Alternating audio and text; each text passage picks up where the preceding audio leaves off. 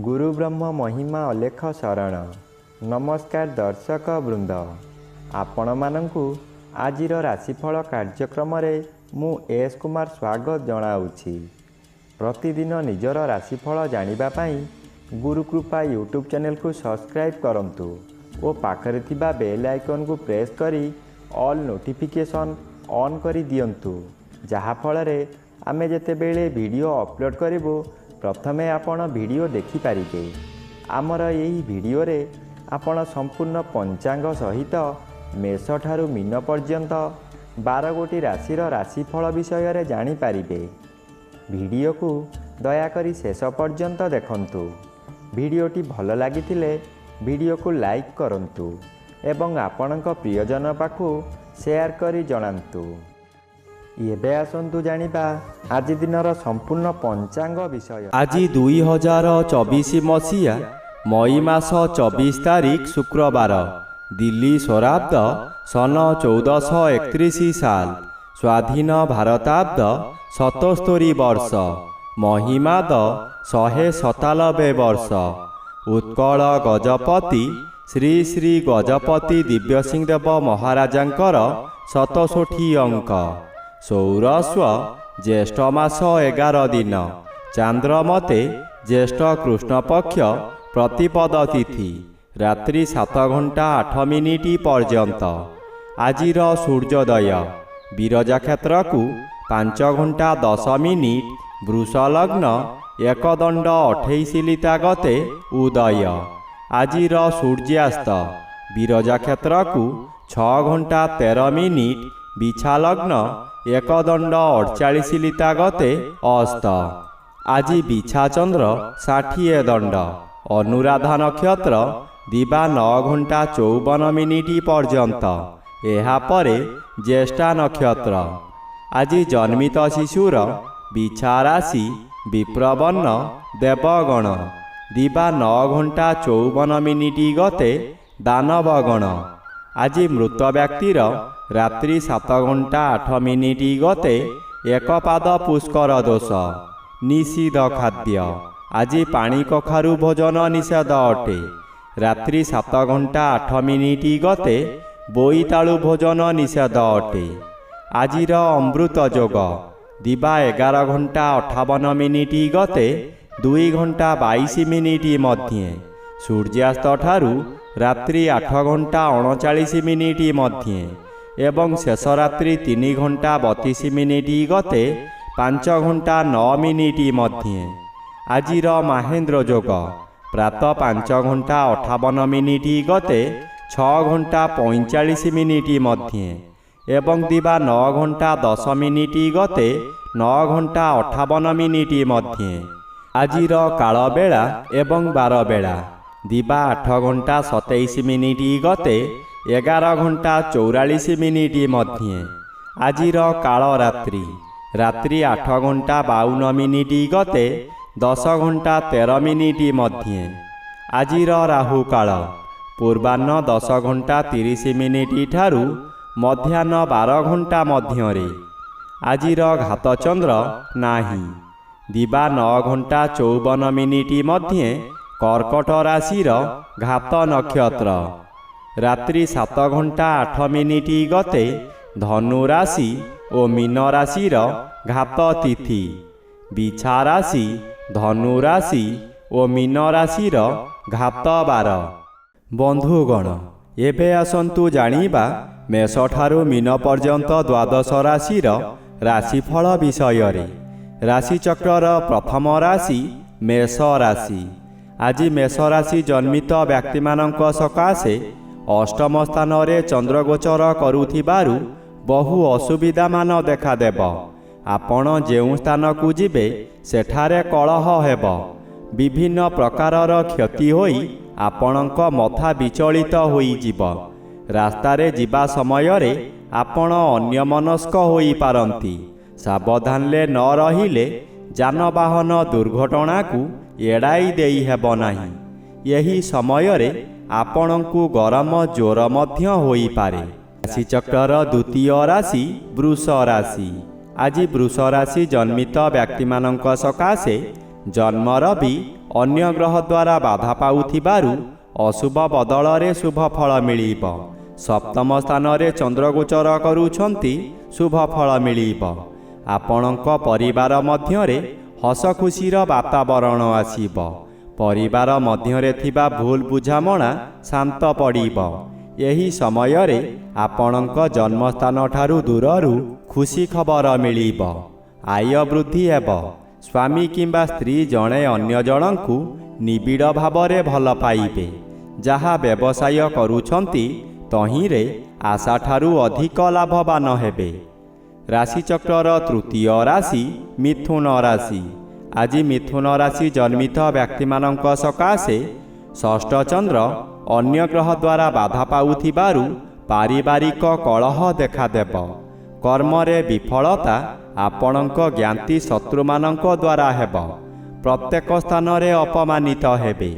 ବ୍ୟବସାୟରେ ଆପଣଙ୍କର ବହୁ ଅର୍ଥ ହାନି ହେବ। ବିଦ୍ୟାର୍ଥୀମାନଙ୍କର ଜ୍ଞାନ ଲୋପ ହେବ। ଦ୍ୱାଦଶର ବି ବାଧାପ୍ରାପ୍ତ ଅଛନ୍ତି। ହଠାତ୍ ଅର୍ଥପ୍ରାପ୍ତି ହୋଇପାରେ ନପାରେ ମଧ୍ୟ। ଏହି ସମୟରେ ବହୁ ବ୍ୟୟଭାର ନିଜ ଉପରକୁ ନେବେ।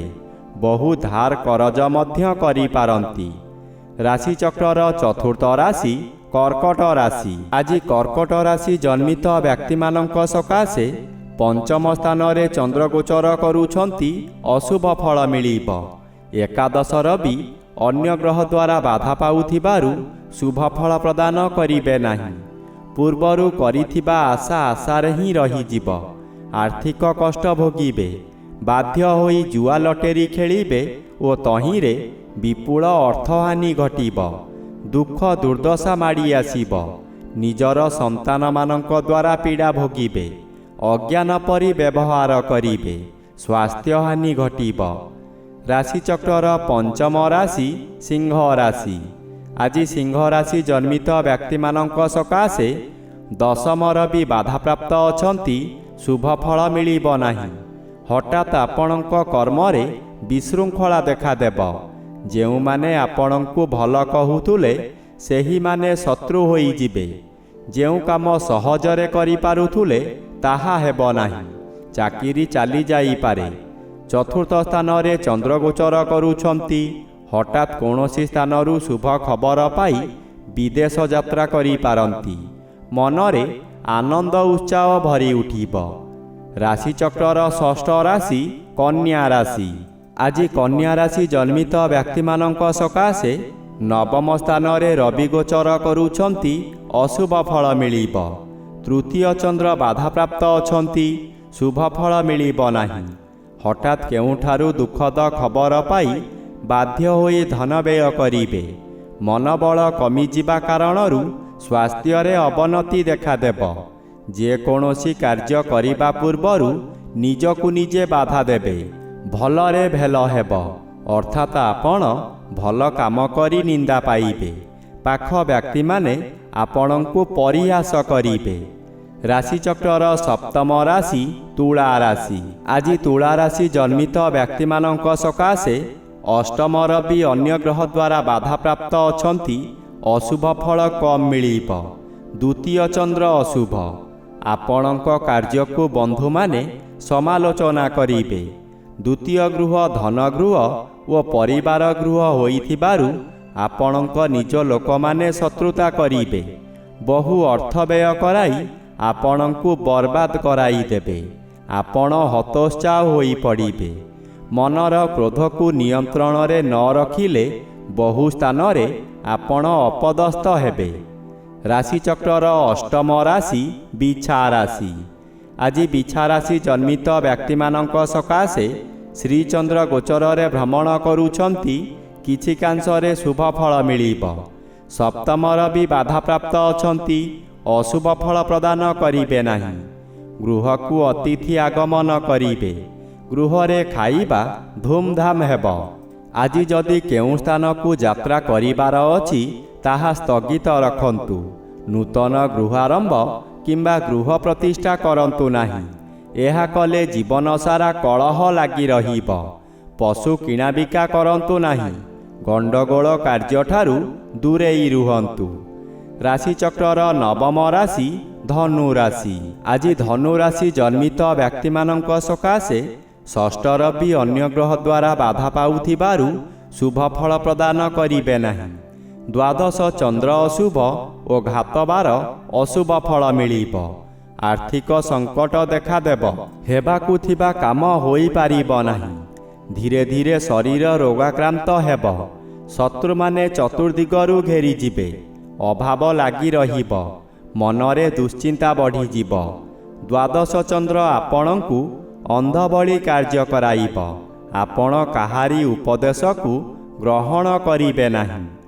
ରାଶିଚକ୍ରର ଦଶମ ରାଶି ମକର ରାଶି। ଆଜି ମକର ରାଶି ଜନ୍ମିତ ବ୍ୟକ୍ତିମାନଙ୍କ ସକାଶେ ପଞ୍ଚମ ରବି ଅଶୁଭ ଫଳ ମିଳିବ। ହଠାତ୍ ସନ୍ତାନ ପୀଡ଼ା ଦେଖା ଦେଇପାରେ, ଯାହାଦ୍ୱାରା ଆପଣ ବାଧ୍ୟ ହୋଇ ଅର୍ଥ ଖର୍ଚ୍ଚ କରିବେ। ଚନ୍ଦ୍ର ଆପଣଙ୍କର ଏକାଦଶ ସ୍ଥାନରେ ଗୋଚର କରୁଛନ୍ତି, ଶୁଭ ଫଳ ମିଳିବ। ଆପଣ ଯେଉଁ ବ୍ୟକ୍ତିଙ୍କୁ ଚାହୁଁଥିଲେ, ଆଜି ତାଙ୍କ ସହିତ ସାକ୍ଷାତ ଆଲୋଚନା ହୋଇ ବହୁ ସଫଳତାର ପାହାଚ ଉତ୍ତୀର୍ଣ୍ଣ ହେବେ। ପରିବାର ମଧ୍ୟରେ ଅତିଥି ସତ୍କାର କରି ଦାନ ଧର୍ମ କରିବେ। ଅନ୍ନଦାନ କରିବାର ସୁଯୋଗ ମିଳିବ। ରାଶିଚକ୍ରର ଏକାଦଶ ରାଶି କୁମ୍ଭ ରାଶି। ଆଜି କୁମ୍ଭ ରାଶି ଜନ୍ମିତ ବ୍ୟକ୍ତିମାନଙ୍କ ସକାଶେ ଦଶମ ଚନ୍ଦ୍ର ଓ ଚତୁର୍ଥ ରବି ଉଭୟ ଅନ୍ୟ ଗ୍ରହ ଦ୍ୱାରା ବାଧାପ୍ରାପ୍ତ ଅଛନ୍ତି। ଆପଣଙ୍କ କର୍ମକ୍ଷେତ୍ରରେ ଅପଯଶ ଓ ଅପମାନ ମିଳିବ। ଦୁର୍ନାମ ଆପଣଙ୍କର ପିଛା ଛାଡ଼ିବ ନାହିଁ। ସଫଳତା ପାଉଥିବା କାର୍ଯ୍ୟରୁ ବିଫଳତା ମିଳିବ। ଆପଣଙ୍କର ଇଚ୍ଛା ପୂରଣ ହେବ ନାହିଁ। ଆପଣ ଯାହା ସହଜ ବୋଲି ଭାବୁଥିଲେ, ତାହା ବହୁ କଷ୍ଟକର ହେବ। କିନ୍ତୁ ନିଜର ଧୈର୍ଯ୍ୟ ହରାନ୍ତୁ ନାହିଁ। ଆଗପଛ ଦେଖି କାମ କରନ୍ତୁ। ବିଳମ୍ବରେ ହେଉ ପଛେ ସଫଳତା ମିଳିପାରେ। ରାଶିଚକ୍ରର ଦ୍ୱାଦଶ ବା ଶେଷ ରାଶି ମୀନ ରାଶି। ଆଜି ମୀନ ରାଶି ଜନ୍ମିତ ବ୍ୟକ୍ତିମାନଙ୍କ ସକାଶେ ତୃତୀୟ ରବି ବାଧାପ୍ରାପ୍ତ ଅଛନ୍ତି, ଶୁଭ ଫଳ ମିଳିବ ନାହିଁ। ନବମ ସ୍ଥାନରେ ଚନ୍ଦ୍ରଗୋଚର କରୁଛନ୍ତି, ଅଶୁଭ ଓ ଘାତବାର ଅଶୁଭ ଫଳ ମିଳିବ।